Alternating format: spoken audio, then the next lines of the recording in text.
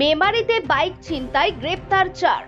এই মুহূর্তে সবথেকে বড় খবর, গভীর রাতে বাইক ছিনতাই পূর্ব বর্ধমান জেলার মেমারি চেকপোস্ট থেকে।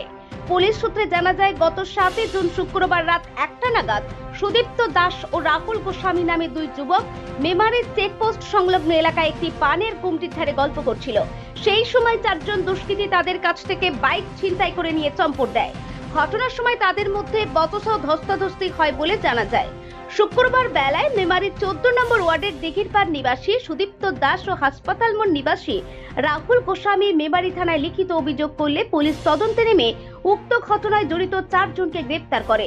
ধৃত মেমারি তক্তিপুর নিবাসী শেখ ইমরান, শেখ বোরহান, শেখ আব্দুর রবিউল ওরফে শেখ হাদু ও কালনার নতুন গ্রামের শাহেদ মল্লিককে শনিবার সুনির্দিষ্ট ধারায় মামলা রুজু করে বর্ধমান আদালতে পেশ করে মেমারি থানার পুলিশ।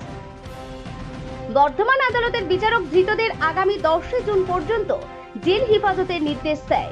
বাইক ছিনতাইয়ের এই ঘটনায় মেমারি এলাকার বাসিন্দাদের মধ্যে আতঙ্কের পরিবেশ তৈরি হয়েছে।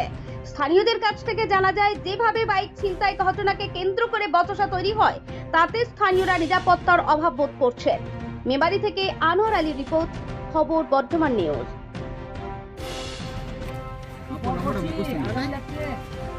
বরবছি রে